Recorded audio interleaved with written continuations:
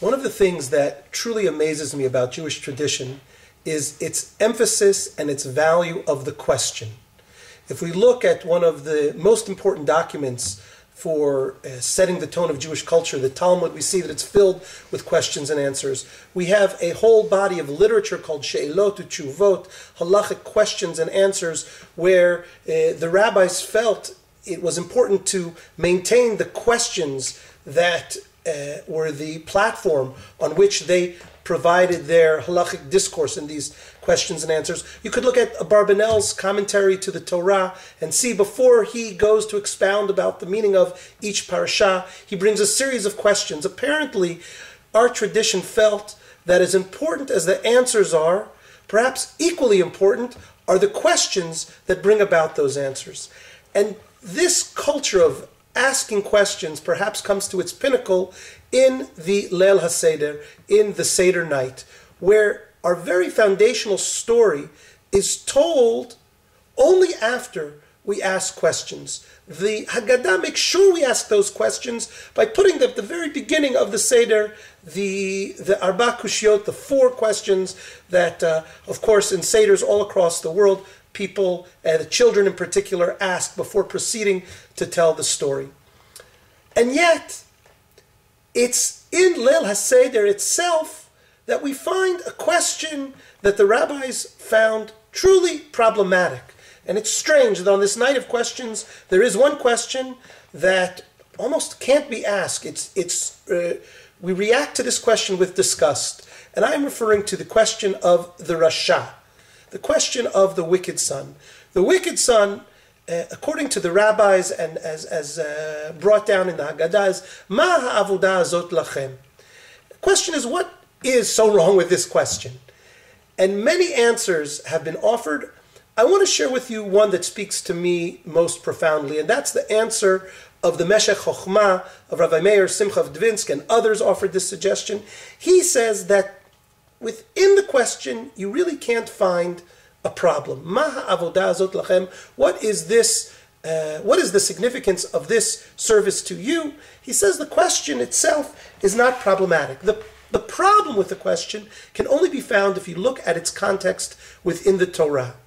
All of the questions that we find in the Haggadah, they're actually just quotations of questions that we find in the Torah itself.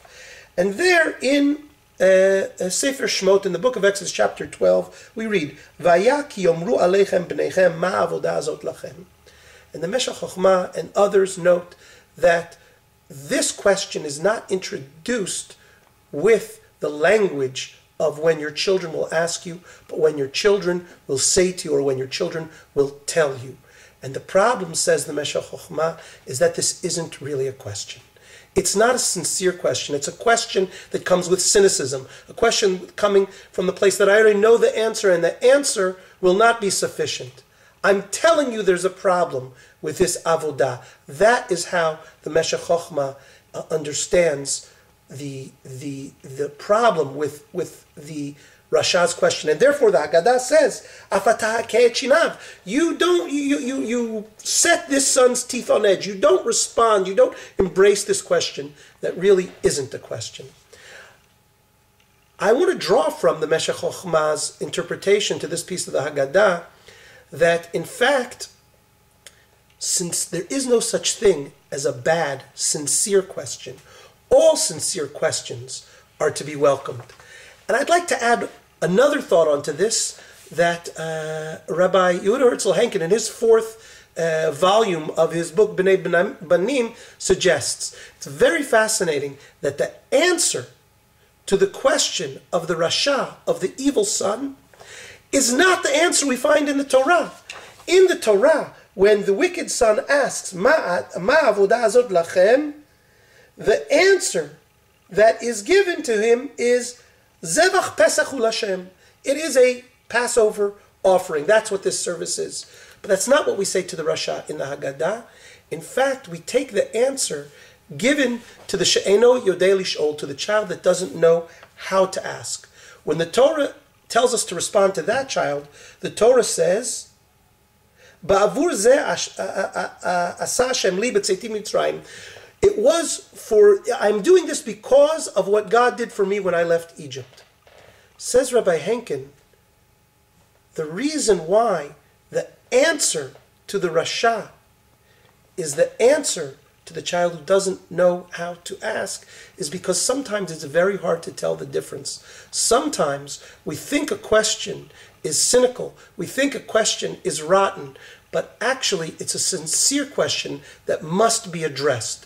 And because of the fine line between them, the authors of the Haggadah brought this answer to the answer to the Rasha, because sometimes he's not really a Rasha. Finally, let me just leave you with this one last thought, which is, if the Haggadah is teaching us that all sincere questions are welcome, and in fact we have to be very careful, on guard, not to misinterpret a sincere question as one that isn't sincere, we need to be very careful about how we respond to others who question our community. And likewise, when we as a community see negative things in other communities, we should try to make sure that we first begin by asking sincere questions about others. At a time in Israel where we're all trying to work together from different communities, it seems to me that this is a particularly relevant message. Chag Kasher V'Sameach.